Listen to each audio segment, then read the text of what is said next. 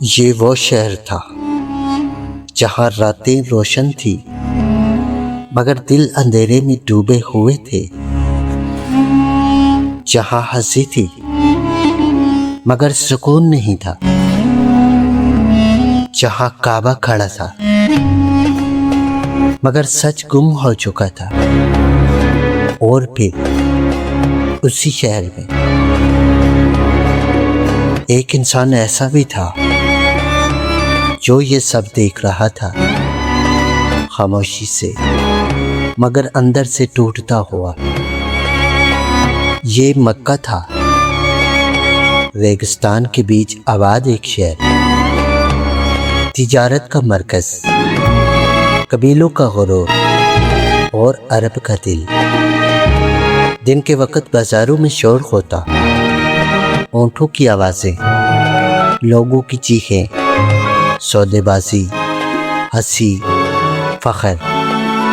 مگر رات کو جب شور خاموش ہو جاتا تو شہر کی حقیقت سامنے آتی۔ دل خالی تھے، روحیں پیاسی تھی اور انسان اپنے رب کو بھول چکا تھا۔ مکہ کے درمیان ایک گھر کھڑا تھا، کعبہ، وہی کعبہ جسے حضرت ابراہیم علیہ السلام نے توحید کے لیے بنایا تھا، مگر اب اس کے گرد 360 بت کھڑے تھے، ہر قبیلے کا الگ خدا، ہر انسان کا الگ معبود۔ کوئی پتھر کے سامنے جھکتا، کوئی لکڑی کے آگے، کوئی ہاتھ اٹھا کر دعا کرتا، مگر جواب کہیں سے نہیں آتا۔ لوگ طواف کرتے، قربانیاں دیتے، چلاتے، گاتے، مگر ان سب کے باوجود دلوں کے اندر عجیب سی خالی پن تھی۔ یہ صرف بتوں کا دور نہیں تھا، یہ ظلم کا دور تھا۔ طاقتور کمزور کو کھا جاتا، غریب انسان امیر کے قدموں میں رون دیا جاتا، غلام انسان نہیں سمجھے جاتے تھے، انہیں مارا جاتا، بیچا جاتا اور زنجیروں میں باندھ کر رکھا جاتا۔ اور سب سے بڑا ظلم وہ تھا جو معصوم بچیوں پر ہوتا۔ جب کسی گھر میں بیٹی پیدا ہوتی تو بعض چہروں پر خوشی نہیں آتی تھی، خاموشی چھا جاتی تھی، باپ سر جھکا لیتا۔ کچھ دن گزرتے، پھر ایک دن وہ اپنی ننھی بیٹی کا ہاتھ پکڑتا اور شہر سے دور نکل جاتا، صحرا کی طرف۔ ریت اڑ رہی ہوتی، ہوا چل رہی ہوتی اور وہ چھوٹی بچی کچھ نہیں جانتی ہوتی۔ وہ اپنے باپ کو دیکھ کر مسکرا رہی ہوتی، پھر زمین کھودی جاتی اور وہ معصوم بچی ریت میں دفن کر دی جاتی، زندہ۔ نہ کوئی چیخ سنتا، نہ کوئی روکنے آتا۔ یہ جاہلیت تھی۔ راتیں لمبی ہوتی اور محفلیں گرم، شراب بہتی، ہنسی گونجتی اور لوگ اپنے غم بھولنے کی کوشش کرتے۔ جوا کھیلا جاتا، دولت لوٹائی جاتی،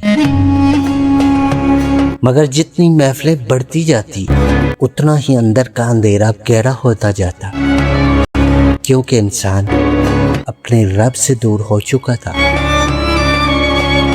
معمولی باتوں پر جنگیں چھڑ جاتی، ایک لفظ اور سالوں خون بہتا رہتا، بھائی بھائی کے خلاف کھڑا ہو جاتا، تلواریں نکل آتی، اونٹ توڑتے، ریت خون سے رنگ جاتی اور پھر لوگ اسے فخر سمجھتے۔ مگر اسی شہر میں ایک انسان ایسا بھی تھا جو سب جیسا نہیں تھا۔ وہ بازاروں سے گزرتے مگر ان کا دل وہاں نہیں لگتا۔ وہ بتوں کو دیکھتے مگر خاموش رہتے، وہ ظلم دیکھتے اور اندر سے بے چین ہو جاتے۔ لوگ انہیں محمد کہتے تھے، الصادق الامین، کیونکہ پورا شہر جانتا تھا یہ انسان جھوٹ نہیں بولتا۔ رات کو جب مکہ سو جاتا تو ان کی آنکھوں سے نیند غائب ہو جاتی۔ دل میں سوال اٹھتے، یہ سب صحیح کیسے ہو سکتا ہے؟ کیا انسان صرف اسی لیے پیدا ہوا ہے؟ کیا سچ کہیں کھو گیا ہے؟ اور یہی سوال انہیں شہر سے دور لے جانے لگا۔